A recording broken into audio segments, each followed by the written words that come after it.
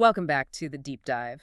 Today we are plunging into a world that sits right at that dangerous intersection of mythological fantasy and dark academia. A very popular intersection right now. It really is. We're taking a hard look at Briar Boleyn's novel, On Wings of Blood. It's the first book in the Bloodwing Academy series, and we're going to explore why this specific blend is just dominating the scene. It's such a study in high-octane politics and, power dynamics.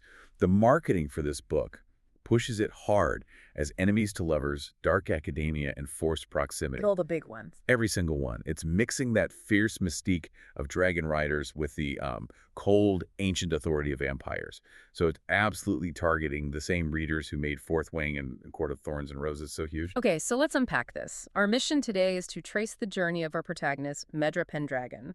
She's a captured half-fae who gets thrown into this hyper-elite, really hostile environment. Bloodwing Academy. Exactly.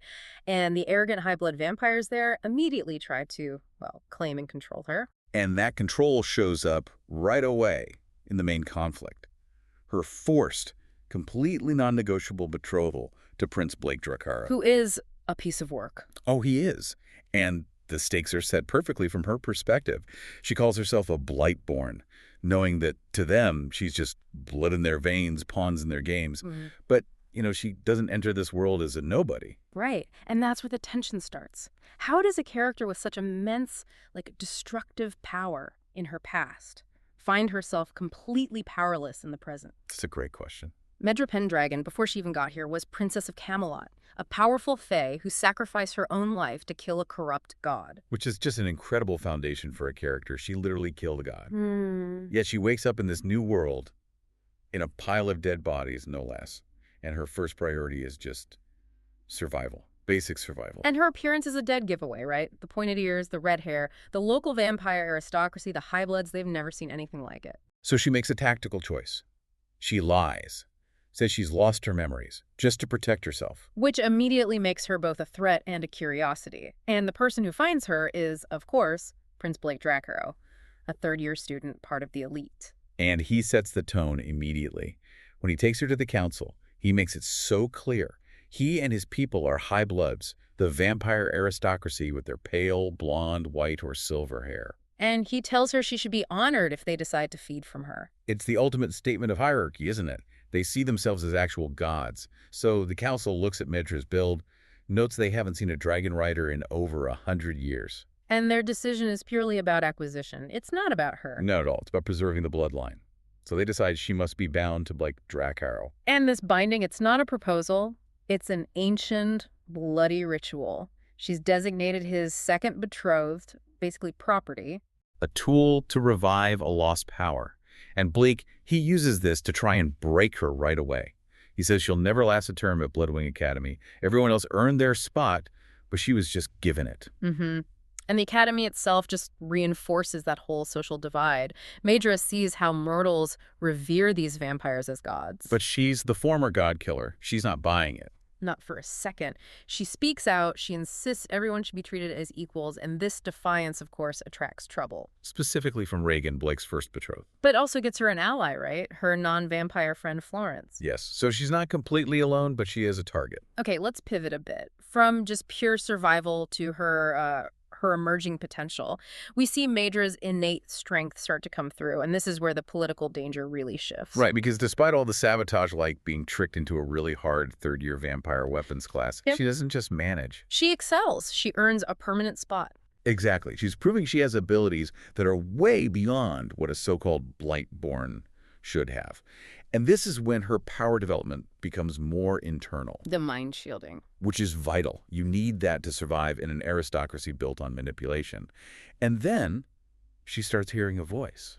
A voice that turns out to be her deceased mother, Orcade's, claiming she saved Medra by bringing her to this new world. And what's so fascinating here is the potential of that connection.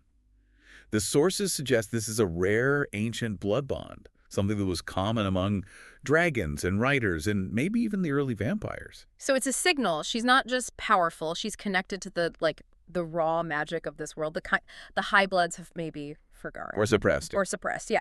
Meanwhile, the high blood aristocracy is just full of secrets. Blake, our icy prince, is struggling. We see him fighting his feelings for Medra, pushing back on his uncle. And the danger gets really personal when his cousin Theo has that All party. right, where Florence is nearly compelled to death, and Blake has to kill the attacker to save her. This moment is so critical because it complicates that simple bully narrative that defines him.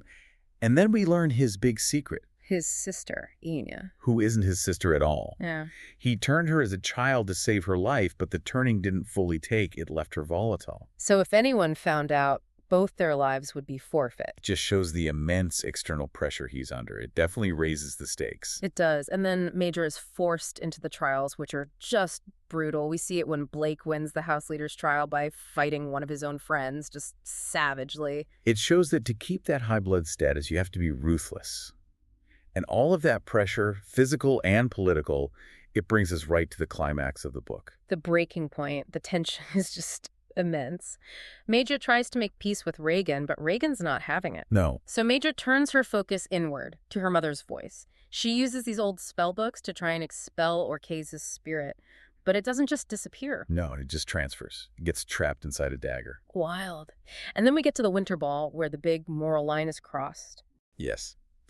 Madra goes with a rival house leader, Cage, just to make Blake jealous. And it works. He lures her away, and they stumble on this horrific scene, a private vampire ritual where a Blightborn girl is killed and drained of her blood. Blake claims the draining part wasn't supposed to happen, but for Madra, the disgust is just overwhelming. It's his complicity. He's part of a system that sacrifices the weak. It's unforgivable for her. She is furious. And yet the plot just keeps piling betrayal on top of betrayal. Weeks later, Blake tries to protect her his own way. He gives her his blood to make her stronger for the next trials. But the trials are a tragedy anyway. Major has to mercy kill her friend Naveen. Awful. And right after that, Blake ends his betrothal to Regan.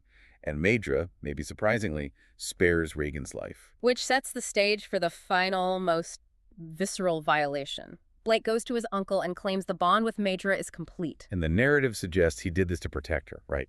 To shield her from these ancient, powerful enemies like the 3,000-year-old vampire Victor. But the way he does it, that's where the whole controversy is. That night, to complete the bond, he bites her and feeds from her against her will. Yeah.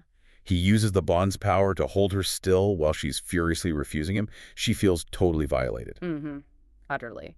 He says it's so he can only feed from her and she's safe, but the act itself. And as this non-consensual act is happening, this ultimate betrayal, the ground starts to shake. The black dragon, Nyxaris, awakens, seemingly summoned by her raw, unbound power in that moment. But here's the huge twist that changes her whole story. Nyxaris refuses to bond with her. He just offers her luck and flies off, leaving her unbound, violated, and possibly the only writer in history without a dragon. And that moment just launches us right into the massive fan discussion around this series. I mean, when you look at the community, the entire conversation is relentlessly focused on Blake. Absolutely. The reaction is sharp. Reader reviews consistently call him controlling and just horrible, annoying and immature and just a flat-out bully. And that frustration doesn't go away, does it? It continues deep into the second book. It really does. It defines the romance. But wait, you mentioned some readers actually defend him. They say Medra is too stubborn. I mean, how does that argument possibly hold up when he forces the bond against her will? Isn't that just crossing the ultimate line no matter what his intent was? That's the tension that makes the novel so divisive. It's classic bully romance territory. The defense is all based on this idea that Blake lives in a world where survival requires these ruthless, immediate actions. Actions that Medra, with her, more mortal morality, can't grasp. Exactly. The readers who defend him argue that Medra won't take the time to listen and understand why he was doing what he was doing. Meaning, forcing the bond was, in his mind, necessary to save her life from someone like Victor. So it's a conflict between her fey morality and their predatory necessity.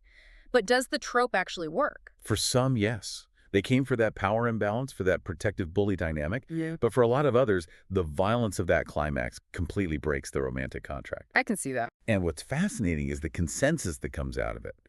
So many readers say they're more invested in the high-stakes political plot, the world building, and the house rivalries than they are in the central romance.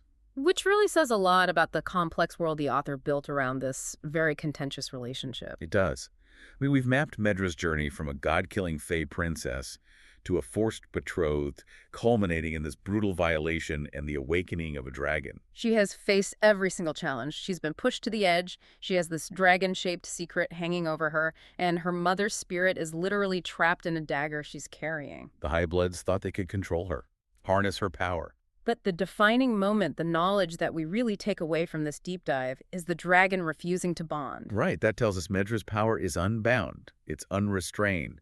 It's not controllable by their rules.